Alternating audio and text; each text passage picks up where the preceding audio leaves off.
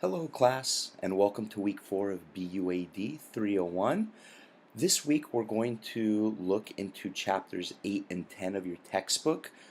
I'm also going to be introducing you to the performance review assignment, which you will have 2 weeks to complete. And you're also going to be able to see which group you are assigned to for this semester. You will have a group project that you need to complete. And when we meet in our live class next week on Friday, this is when you're going to meet your group and you're going to exchange information during the first part of class before we do our in-class writing assignment during week 5 at our live class session. So the tasks for you to complete this week, I'd like you to watch this weekly class video lecture. In addition, please make sure you read chapter 8 and 10 in the textbook and review the chapter 8 and 10 PowerPoints under the files attachments for this week below, which you can see are right here. In addition, I'd like you to read the Business Writer Handbook section of International Correspondence. Again, that textbook is in alphabetical order, so just go to the I section and search for International Correspondence. I also want you to review the documents in the Performance Appraisal folder, which is right here. I also want you to complete the performance review assignment, which is right here as well. In addition, I'd like you to read and familiarize yourself with the Chick-fil-A case in your textbook, in your casebook. This is mandatory because you will write your first in-class writing assignment based on this Chick-fil-A case. So please make sure you come to our live class meeting with a good understanding of the Chick-fil-A case. And in addition, as a reminder, please complete your memo city selection for research project this week. That is due at the end of this week. Then finally, I'd like you to check the group project list under the files attachment, which is right here, to see which group you are in. Again, you will sit with this group during our first live class meeting. So now that you kind of have an overall idea of what we're going to be discussing, let's go ahead and take a look at the performance appraisal folder and the performance review assignment, which is going to be due on September 24th. This is the Sunday after our live class meeting. So you're going to have 2 weeks to complete this performance review assignment. So first, let's take a look at the assignment, and then we're going to take a look at the documents that go with this assignment. So when you click on the performance review link, it will take you to this page, and this is where you're going to upload your performance review assignment once you're complete. You're going to upload it by Sunday, September 24th. So let's go ahead and take a look at the actual assignment. Once you click on the Word document, the Word file should open up for you.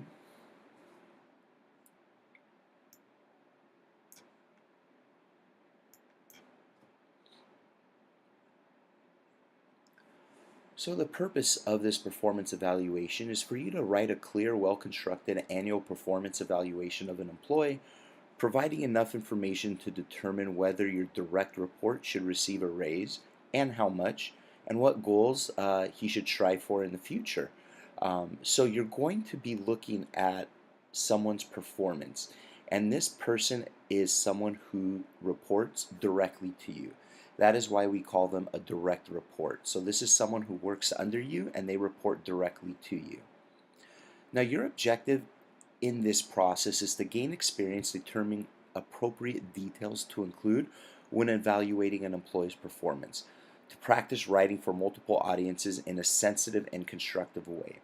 So the thing is with a performance review is that your direct report is going to be looking at what you said about him or her. In addition, other people like your boss and the human resources department are also going to be looking at your direct report. So this is why it's important to make sure that you understand you need to write this in a sensitive and constructive way, because you have multiple audiences who are going to be reading this. You have your direct report, he or she will be reading this. The HR department will be reading this, and in addition, most likely your boss is going to be reading this in order to approve the performance evaluation on your recommendation. So that's why you need to write in a sensitive and constructive way to make sure that if you do support this person and you feel they do deserve a raise, why? Make sure you provide evidence about this. And if you feel that they don't deserve a raise, why as well? And make sure you provide evidence about this because your direct report is going to be reading this. So let's take a look at the situation.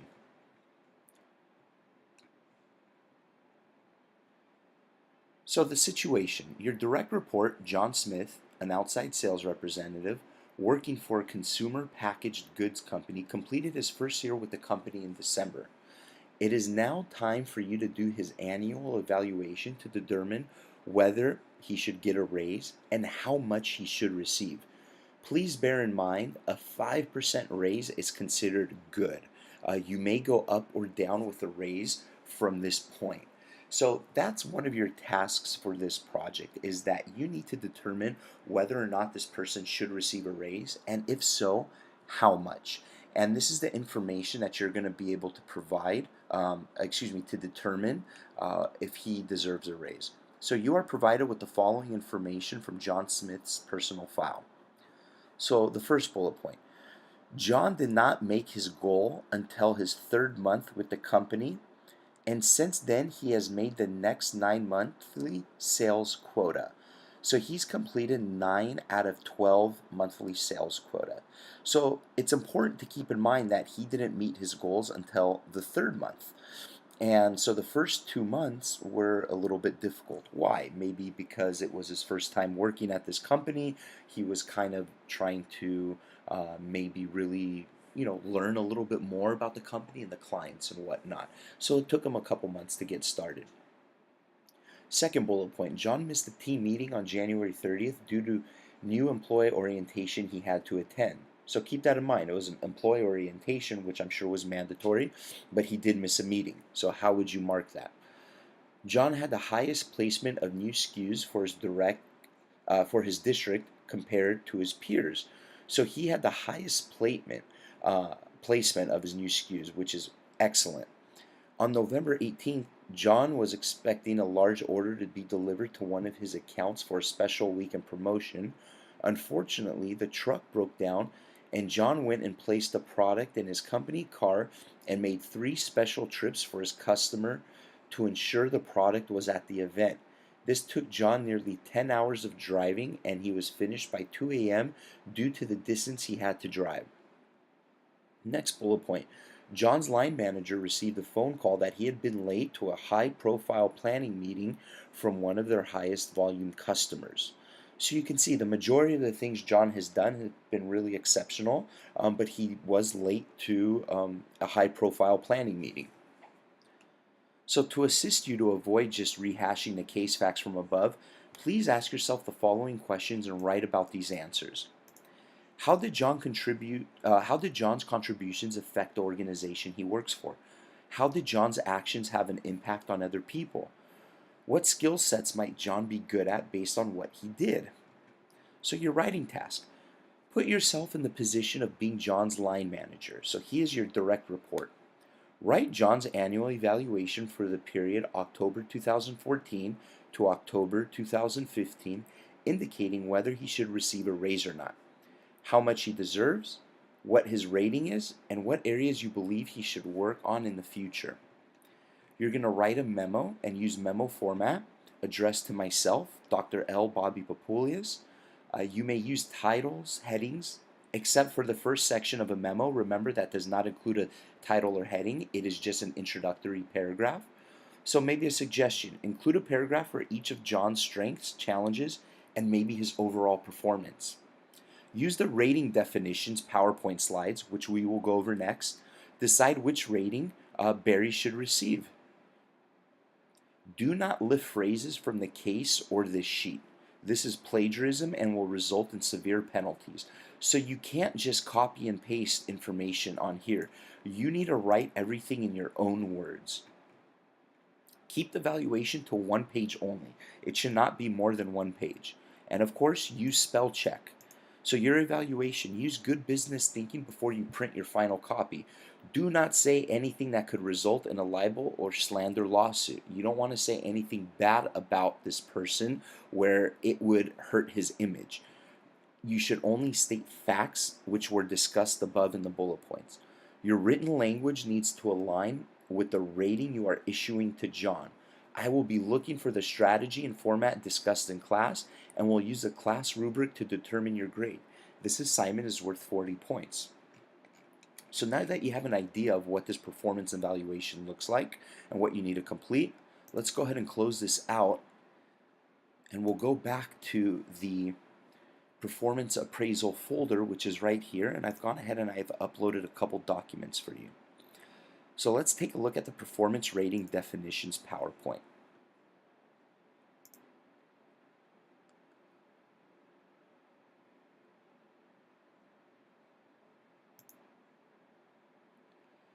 So you're going to have different types of ratings. You're going to have outstanding, exceeds expectations, meets expectations, below expectations, and unsatisfactory performance. So unsatisfactory performance is the lowest, then right above there is below expectations, then meets expectations, exceeds expectations, and outstanding is the highest rating you can give someone. Um, so this is something that you need to consider when you are writing your performance evaluation. When you are writing this performance evaluation for him, keep these different factors in mind. The majority of the bullet points, you can see that this person was very good at what they did.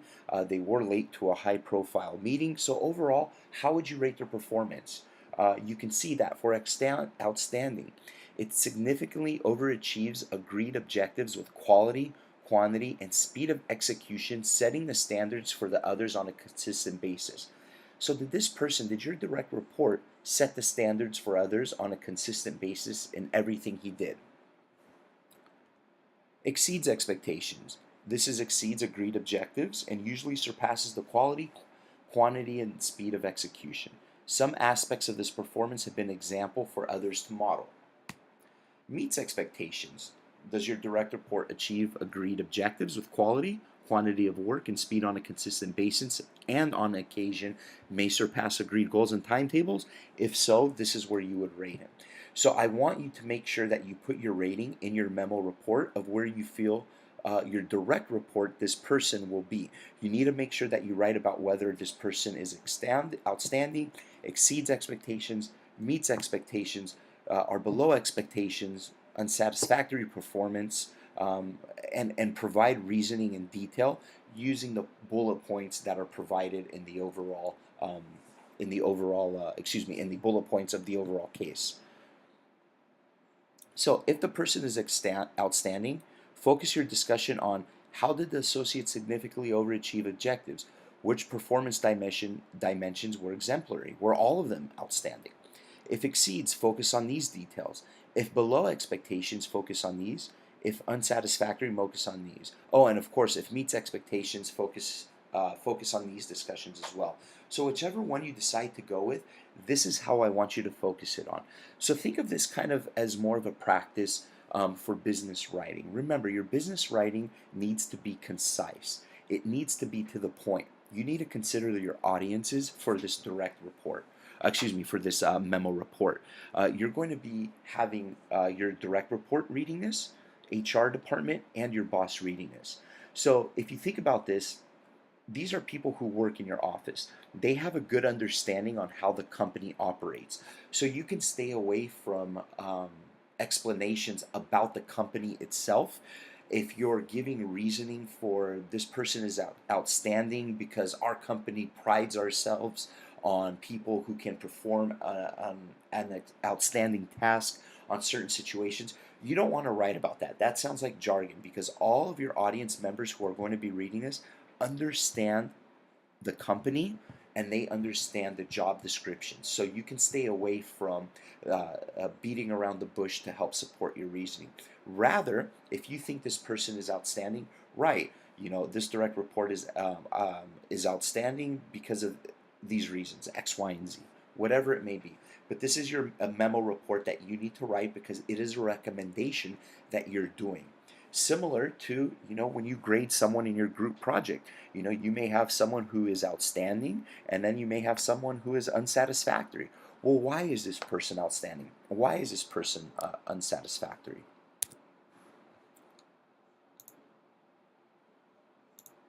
So here's a performance rating matrix. This should help you give you a good understanding of what I'm going to be looking for each section on how you rate this person.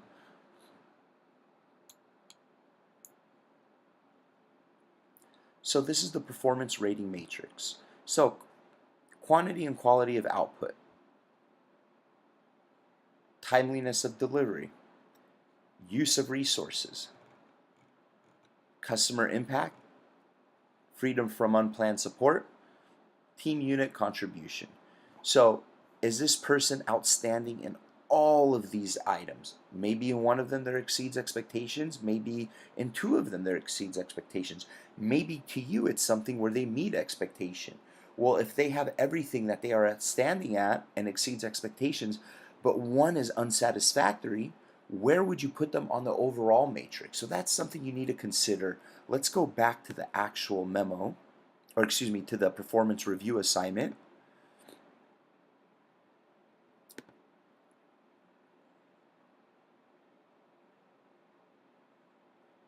So take a look at these different items and try to figure out, well, is everything outstanding? Is maybe two things unsatisfactory? This is something that you need to come up with on your own. Now, your answers won't be right or wrong, but they'll be right depending on how you support your answers, or wrong with how you don't support your answers. And again, for your memo, these are some. This is a suggestion on how you can write your memo. So let's go ahead and take a look at a new Microsoft Word document.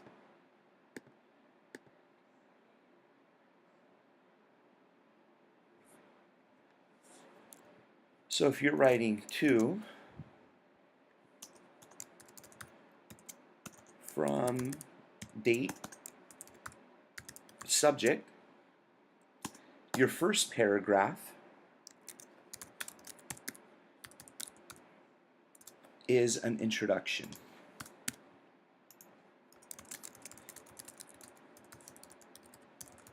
About the memo report. You can discuss things on what you're going to be discussing in this memo report. It's almost like an abstract part of an APA research report. So let's just go ahead and fill this with some text to give it the look of a paragraph.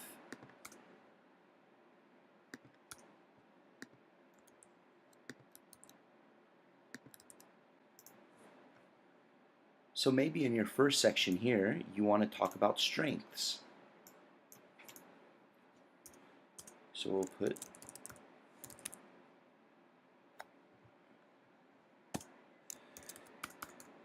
whoops. Sometimes I misspell words myself too.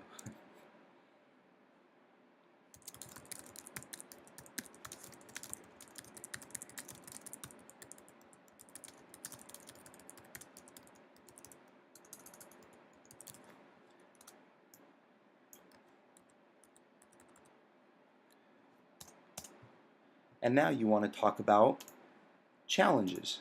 Maybe some of the challenges that the direct report has faced.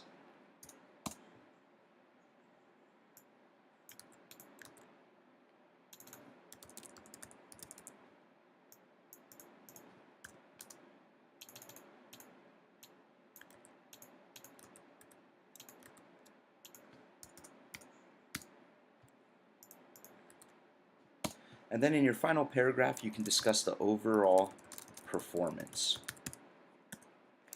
And this paragraph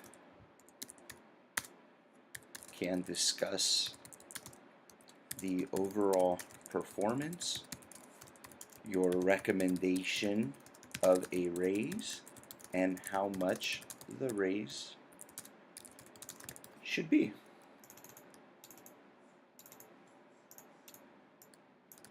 So your memo might look something like this. You would put to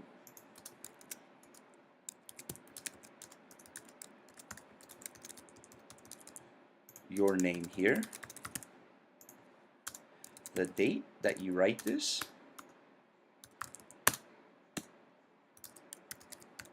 and of course a catchy subject line.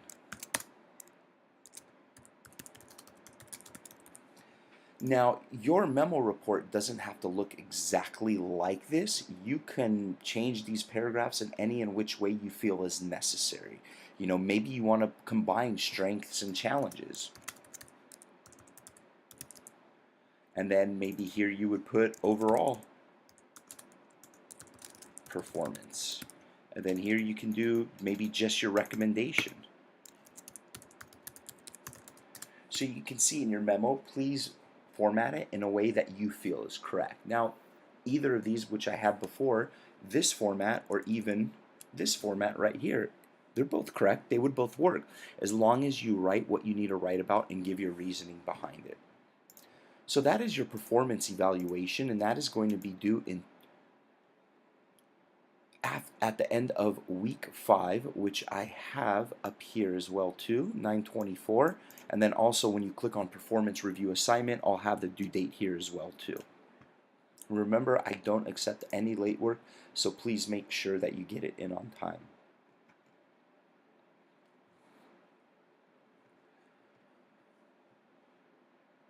Next, I want you to read and familiarize yourself with the Chick-fil-A case in your casebook.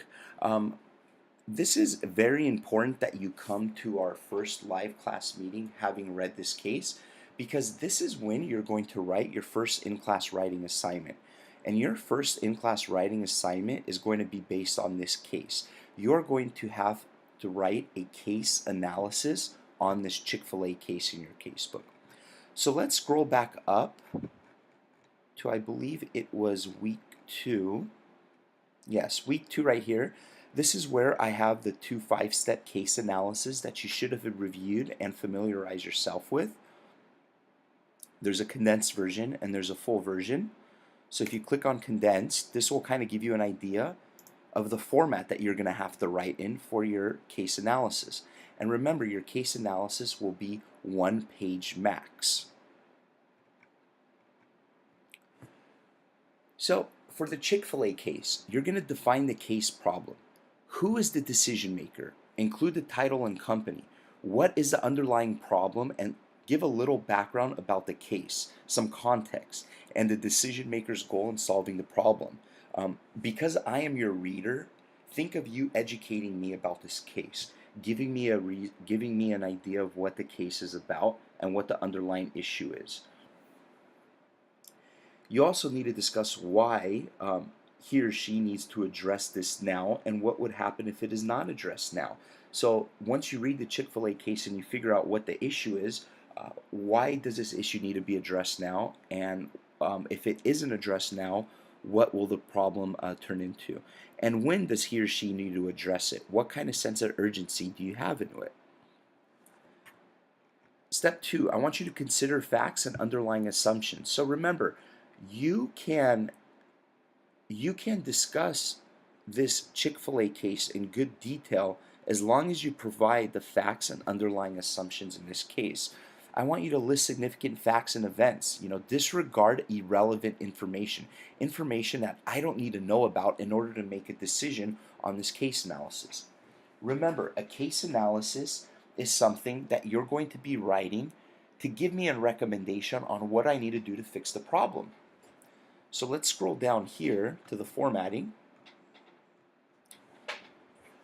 So this is what the formatting is going to look like. It's going to be in a memo format. Let's get rid of this real quick to give you an idea. So you have your date, to, from, and subject.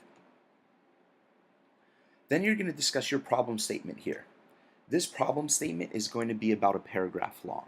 This problem statement is going to include everything that we discussed above right here. Define the case problem. What is a problem statement? Write the problem statement in 3 to 5 sentences. That is what you're going to do here.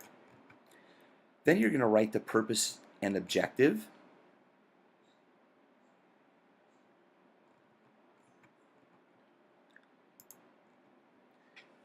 And the purpose and objective of why this needs to be done. What is the sense of urgency in this case? When does it need to be done by? What will happen if it's not done? Then what I want you to do is I want you to provide 2 solutions. You're not going to have them listed like this, pros and cons, but they'll be in a paragraph. So solution number 1, you're going to write it here. Solution number 2, you're going to write it here. And then I want you to give your recommended solution. The reason I ask for 2 solutions is that way it gives the reader an understanding of 2 different routes that you can go. Because the whole point of the case study analysis is for someone to read it, understand what the problem is, what your 2 solutions are to fix the problem, and which recommended solution we need to implement. So remember, your problem statement,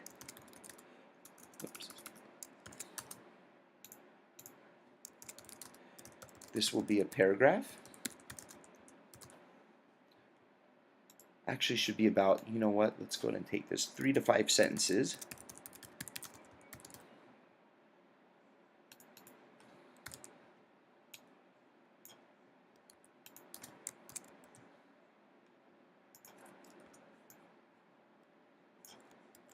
So this is really just to kind of show you the formatting of what it will look like. Then the purpose and objective. Again, this will be anywhere from 2 to 4 sentences. It's a little bit shorter because it gives me a good purpose and objective. Remember, an objective should be a little shorter. That way I understand what it is that we need to do. Then your alternative solutions. This should be 3 to 4 sentences. It could be 5, but you'd probably want to keep it a little bit shorter.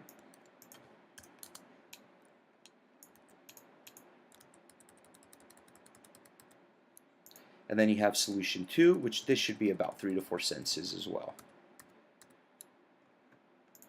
And then your recommended solution. You're going to discuss which one you would move forward with and why. Discuss which solution and why.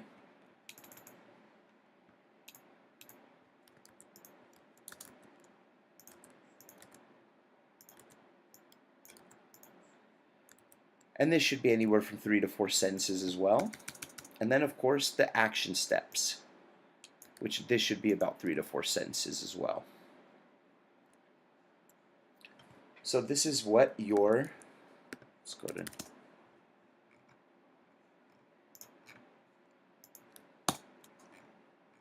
so this is what your memo is going to look like. Something along these lines. We'll go ahead and put it to 11 font because that is acceptable.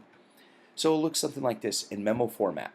And once you begin after your memo format, you're going to have your problem statement, your purpose objective, your alternative solutions, which solution 1 and solution 2 you're going to write about, your recommended solution, discuss your solution you chose and why, and the action steps. So after you read the case for Chick-fil-A, please come prepared into class to write about this case. I'm going to give you a prompt looking for exactly what the case study discusses, but I'm going to have some things in the prompt that you're going to have to include in this actual case study. This way, I know that you're writing it in class and you have an idea of how to implement the facts from Chick-fil-A into the case that, into the facts that I provide for you for the case. So when you come into class during week 5, the first 15 minutes you're going to meet with your group, and then the next hour you're going to write your case analysis on Chick-fil-A. And I'm going to go ahead and pass out a prompt, and the prompt will be on that Chick-fil-A case, and it will ask you to do a couple things, which includes this entire case study right here in a memo format. So this is what I'm going to be looking for when we meet in class on Friday, September 20th, or excuse me, September 22nd. So please be prepared to write this in class when we meet on Friday, September 22nd.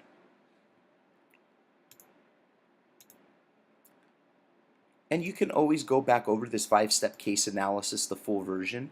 And keep in mind, you're not going to be able to use any notes on this case analysis. Or excuse me, you're not going to be able to use the internet on this case analysis. And this is the entire shred explained, which is what we went over during week 2 and what I asked for you to look over for part of your homework, ungraded homework. So please keep that in mind. You will be writing a case analysis on the Chick-fil-A case. So again, make sure you come to class prepared, have have read that Chick-fil-A case. I can't stress that to you enough, because when you're given the prompt, you're only going to have an hour to complete the assignment, and when you complete the assignment, you're not going to have time to read over the case, because you should be already be very familiar with the Chick-fil-A case. Finally, here you can see your group list. So go ahead and click on this group list to see your group list for this term. It's a Microsoft Word document that will open up for you, and once you open it up, find your name, and you will see your name next to a group number. That will be your group number for the term. And when you come into class on Friday, September 22nd, the tables will be labeled by group number, and you will go ahead and sit with your group. And again, for the first 15 minutes, you'll go ahead and meet your group, exchange contact information. That way you guys can figure out how to work with one another outside of the classroom. Because again, this is an online class, you won't have time to meet with your group at any of our live sessions for too long. It's really just kind of a meet and greet for you to get to know your group and exchange contact information. It is going to be up to you guys to figure out times and places for you to meet. What's a great tool to figure out different days and times where everybody can meet is one of you can create a doodle poll. If you're not familiar with a doodle poll, they're very easy to create, and it helps groups come together and figure out what days and times work for everybody. So if you just Google search doodle poll, you go to their website, which is doodle.com, and you will just schedule an event.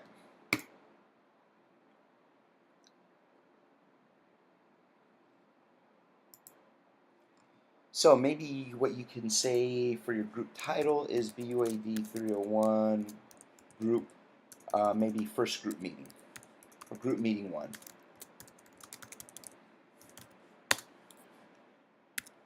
And the location is going to be at the CSUF library.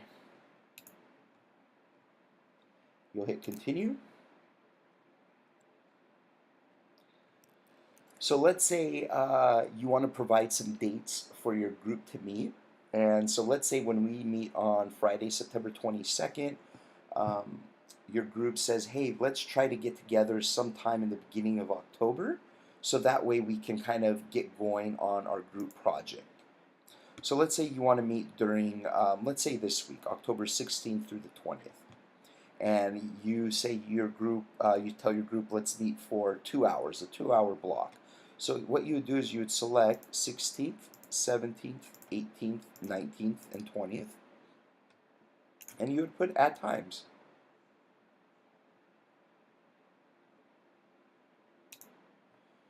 So the first one, let's say you want to meet at 9 o'clock a.m. and go to 11. And then the second time is start at 11 a.m. to 1 p.m. Then you can do 1 p.m. to 3 p.m., which is another 2-hour block. And then 3 p.m. to 5 p.m. And you can add more if you'd like, or do different times. And you would hit continue. So I'm going to say, my name is Bobby Papulius. My email is lpapulius@fullerton.edu. I would click finish.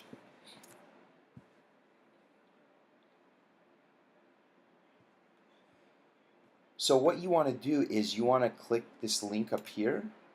You could copy it.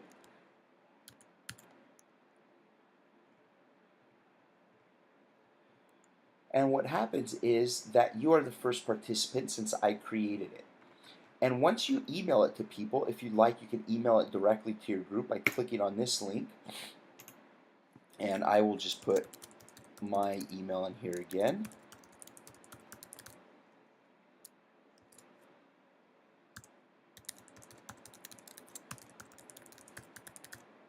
You hit a comma, and then it will create a block for it.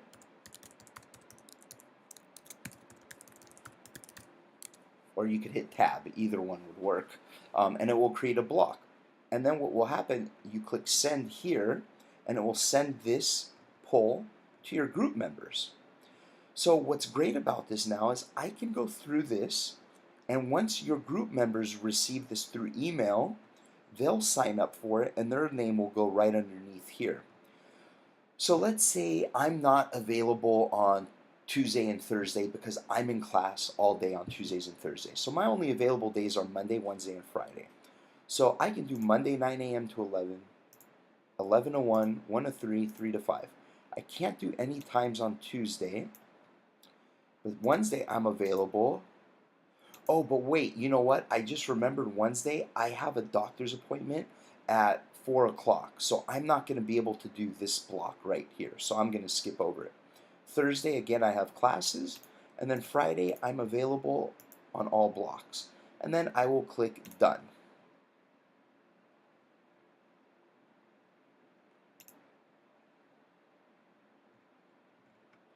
And now what's really cool is it shows which days and times that I can meet.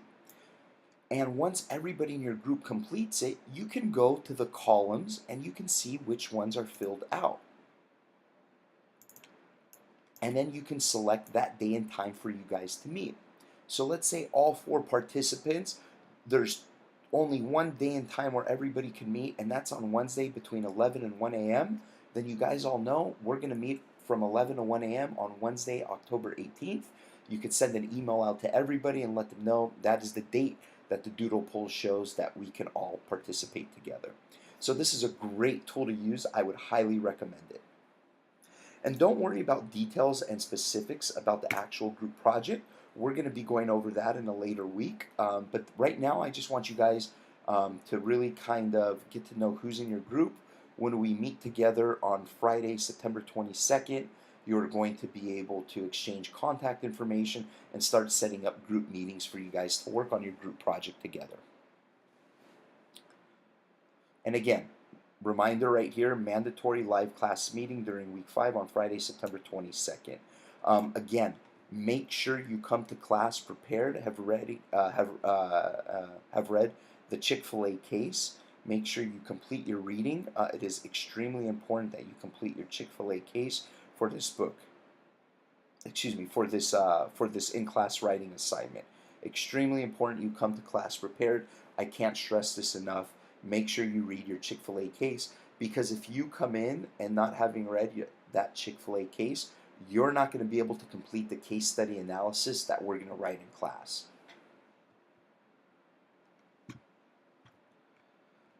So again, these are the tasks you need to complete for this week. I've included these PowerPoints which help you with your chapter 8 and 10 reading. I know how sometimes it's a little bit difficult to read an entire chapter, and maybe this week you say, you know what, I don't have time to read chapter 8 and 10 in the beginning of the week. I'm only going to be able to get to it on Saturday and Sunday. So maybe during the week you want to go over the PowerPoints real quick just to get an idea before you read the entire chapter over the weekend. So reminders, you have your memo selection, city selection, your memo project due this Sunday on September 17th. And then the following week you have your performance review assignment. Remember, I'm looking for concise writing. I want to make sure that you have concise writing in business communication. You need to make sure you stay away from those long sentences and you write concisely, what kind of like what you learned in BUAD 201 in business writing. And for those of you who are transfer students, you should have had some kind of business writing class that should have counted for BUAD 201. So remember, be concise in your writing, be to the point. And again, if you guys have any questions whatsoever, please contact me. You can reach me. All my contact information is at the top right here. You can reach me by my cell phone, which is my mobile number, or you can reach me by email. You can even call me as well too. So again, I wish you guys the best of luck. Make sure you complete your memo city selection by this Sunday, and the following week you will have your performance review assignment due.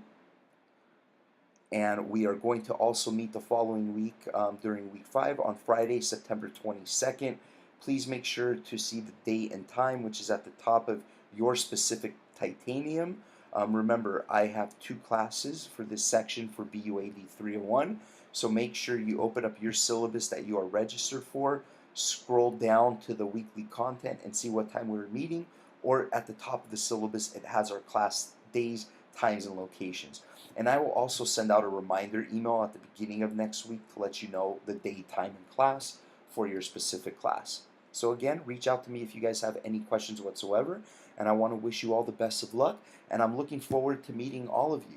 Keep up the good work. You guys are doing great in this class. I'm very excited to read your press releases, which I will be grading this week. Again, good luck. Take care, guys.